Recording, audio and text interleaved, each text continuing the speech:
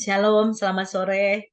Di sini saya akan memaparkan atau membawakan renungan tentang bagaimana taktik yang dipergunakan iblis untuk menjatuhkan manusia. Selamat sore, Pak Loren. Selamat sore, teman-teman semua. Iblis, seperti kita ketahui bahwa iblis adalah eh, satu makhluk yang sangat kita kenal adalah pengganggu, supaya kita menjauhkan diri dari Tuhan.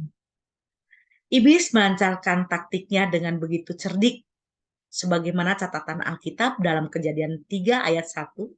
Adapun ular ialah yang paling cerdik dari segala binatang di darat, dijadikan oleh Tuhan Allah paling cerdik. Kenapa bahwa ular itu diibaratkan ya dengan gambaran ular-ular adalah binatang yang paling cerdik.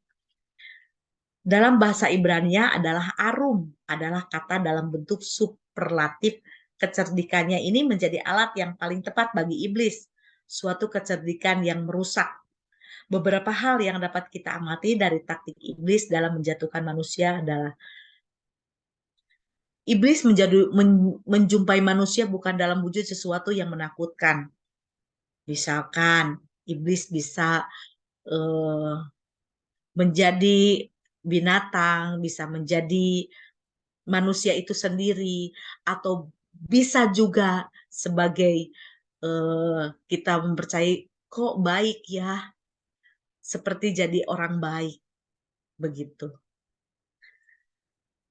Iblis begitu memahami situasi dan kondisi seseorang yang jadi target, seperti yang telah dibentangkan dalam eh, di atas tadi, bahwa kenapa Hawa sampai bisa dicobai oleh iblis dalam bentuk ular,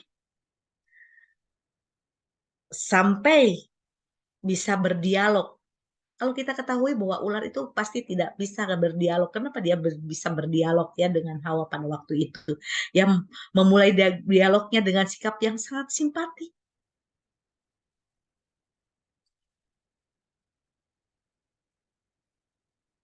Dengan sikap yang sangat baik, menyatakan minat dan perhatian terhadap nasib manusia, seolah-olah berempati. Padahal dia seperti sahabat ya, memperhatikan keselamatannya manusia, bahkan membicarakan eh, ada dialog yang sangat membuat Hawa itu kagum pada waktu itu mungkin ya.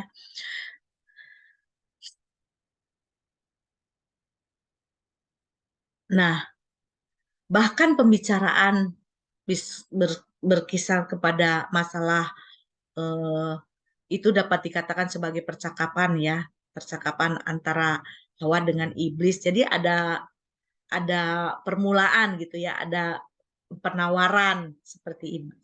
Iblis ada kalanya memakai sahabat-sahabat terdekat kita yang seolah-olah menunjukkan simpati, perhatiannya untuk pada akhirnya membelokkan kita ke jalan hidup yang Tuhan tidak kehendaki. Hal yang hampir mirip dilakukan oleh Abisai sebagai sahabat dekat Daud. Ketika ia berkata, pada hari ini Allah telah menyerahkan musuhmu ke dalam tanganmu. Oleh sebab itu diizinkanlah kiranya ia mencapakan dia ke tanah dengan tombak. Ini dengan satu tikaman saja, tidak usah dikutancapkan dua kali. 1 Samuel 26 ayat 8, ucapan Abisai tampak sangat rohani sekali, mengandung kebenaran teologis. Namun Daud tetap menyadari bahwa di balik kata-kata yang rohani, iblis tengah berusaha menggagalkan rencana Allah yang indah di dalam hidupnya. Syukurilah ia tidak terperangkap dalam eh, tipu muslihat iblis. Nah, di dalam kehidupan kita sehari-hari sekarang ini, bagaimana kita bisa, kalau kita mengenal Tuhan, kalau kita mengenal firman-Nya, bahwa apa yang tipu muslihat daripada iblis itu, kita akan peka, Bapak Ibu. Kita akan peka terhadap perkataan-perkataan manis yang diberikan yang ditawarkan ke kita. Seperti kita ketahui bahwa hari-hari ini dalam kehidupan kesusahan, si jahat akan mendoktrin pikiran kita dengan dalam wujud manusia ataupun dalam wujud apapun. Iblis dengan sikapnya yang simpatik, dengan pendekatan yang demikian menarik, akhirnya berhasil membawa Hawa untuk membuat suatu dialog. Bapak Ibu yang terkasih, bahwa kita sebagai hamba Tuhan atau anak-anak Tuhan, anak-anak terang yang tahu kebenaran, di mana kalau kita diperhadapkan dengan tipu-tipu atau dengan hati-hati dengan senyumannya, hati-hati dengan mulut manis.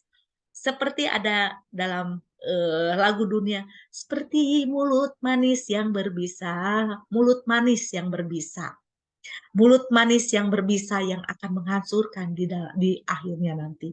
Kita harus peka, Bapak Ibu sekalian, supaya kita eh, apa yang datang dari Tuhan, apa yang datang dari Roh Kudus, apa yang datang dari si jahat. Tentunya yang datang dari si jahat adalah penghancur, pembinasa, dan kita tak berdaya.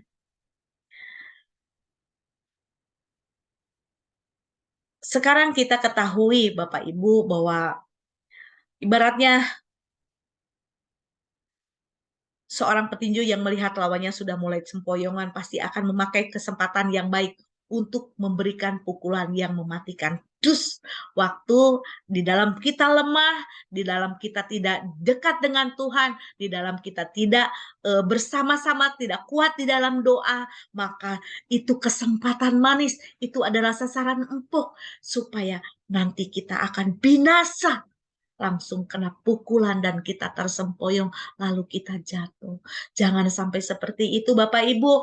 Mari kita berjaga-jaga dengan kekudusan kita, dengan bersekutu selalu dengan Tuhan, bahwa jangan ada jeda. Dan kalau kita memang benar-benar ada hidup di dalam Tuhan, dalam kebenaran, kita ada protek.